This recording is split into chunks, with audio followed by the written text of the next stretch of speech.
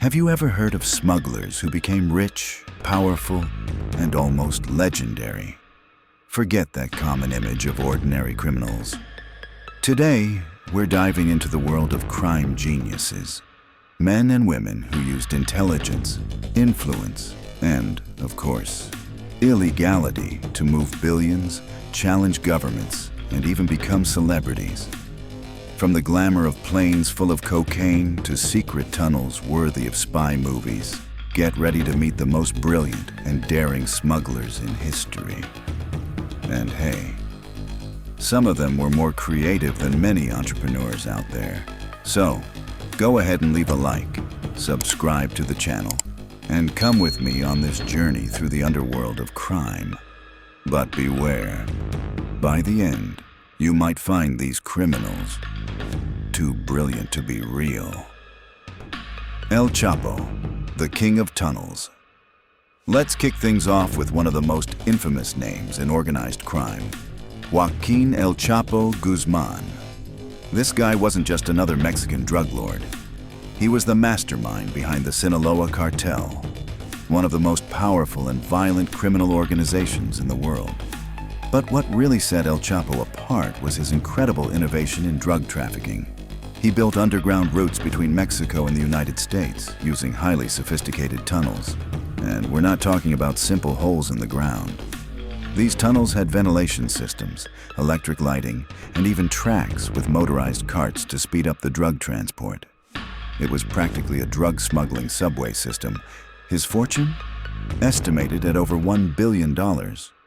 With that kind of money, he bribed officials, funded entire communities, and expanded his influence far and wide. But one of the most insane stories was his 2015 escape from a maximum security prison.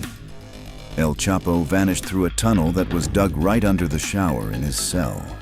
The tunnel stretched for more than 1.5 kilometers and led to a construction site outside the prison. It was one of the boldest and most cinematic prison breaks in modern history. Still, not even a criminal genius stays free forever.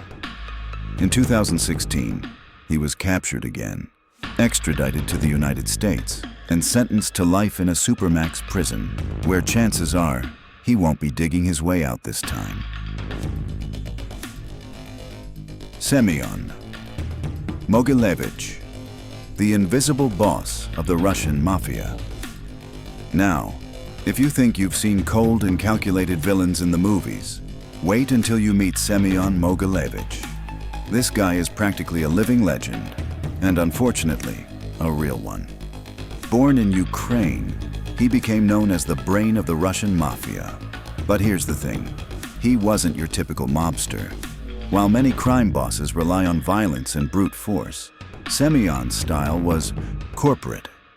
He built a global network of money laundering, arms trafficking, smuggling, and financial fraud, all under the cover of legitimate businesses. This guy basically got an MBA in organized crime. To give you an idea of the scale, his operations allegedly moved hundreds of millions of dollars, especially during the 1990s. And the most shocking part? He barely ever made headlines, even while pulling the strings of a huge portion of the Russian underworld. The FBI put him on its 10 most wanted fugitives list, calling him one of the most dangerous criminals on the planet. But despite all that, Semyon was never behind bars for long. He spent years living peacefully in Moscow, protected by layers of influence and alleged connections with powerful officials. In other words, he was a mastermind who knew exactly how to move without getting caught. While others fell to greed or recklessness, Mogilevich played the game like 5D chess. Pablo Escobar, the man who owned Colombia. Of course, we couldn't talk about smugglers without mentioning the most famous of them all, Pablo Escobar, the Colombian who became a legend, feared by some, idolized by others, and who pretty much ran Colombia during the 1980s. Escobar was the head of the Medellin cartel, responsible for supplying around 80% of the cocaine that entered the United States. That's right. At one point, he was making over $420 million per week. Absolutely surreal. His empire was so massive that he literally had too much money to spend. According to reports, the cartel lost millions of dollars each year to rats or humidity damage, simply because they had nowhere to store it all. And get this, Escobar once burned $2 million in cash just to keep his daughter warm while they were on the run and freezing. But he wasn't just a drug lord. He invested heavily in social programs, building schools, soccer fields, and homes for poor communities. And because of that, he gained massive popular support, even though he was also responsible for a terrifying wave of violence. The war against Escobar became one of the bloodiest in the history of drug trafficking. He escaped, was hunted down, and was finally killed in 1993 on a rooftop in Medellin after years of pursuit. And even in death, his name still echoes with power and controversy. Khun Sa, the heroin king of the Golden Triangle. Now listen up. This name might not ring a bell for most people, but behind the scenes of the global drug trade, Khun Sa was practically a god of opium. He ran operations in the infamous Golden Triangle, a mountainous region between Myanmar, Laos, and Thailand, which for decades was the world's largest producer of heroin. Khun Sa was Burmese, born to a Chinese father and a Shan mother, and from a young age, it was clear he wasn't just another player in the game. In the 1970s and 80s, he built his own private army with thousands of armed soldiers, basically a drug cartel with its own military power. While the United States was fighting its war on drugs, Khun Sa was striking deals with guerrillas, corrupt military leaders, and local politicians to keep his production and distribution network untouched.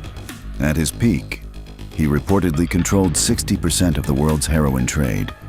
That's right, he wasn't just selling locally.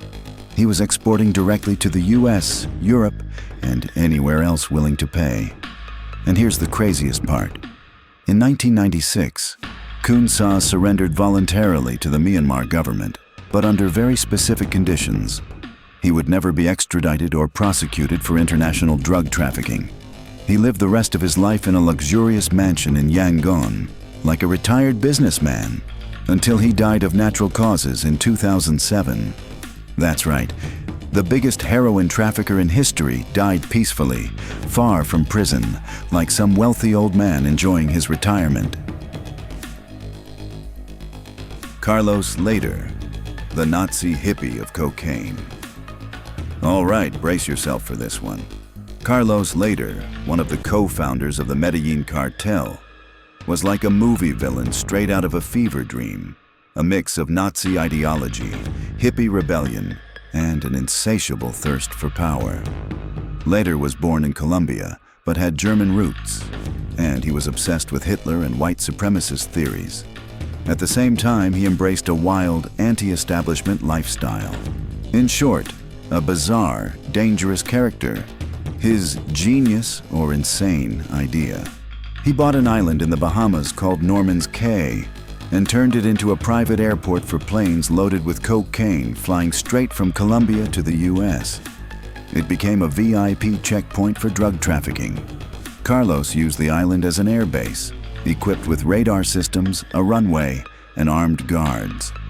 No one got in unless invited, and it took the DIA years to fully grasp the scale of his operation. But unlike Escobar, Lader loved the spotlight. He gave speeches, recorded videos, and wanted to be seen as a political figure. He even founded a nationalist, anti-extradition political party in Colombia. But fame got the best of him. The cartels saw him as a liability, too loud, too risky, and they ended up handing him over.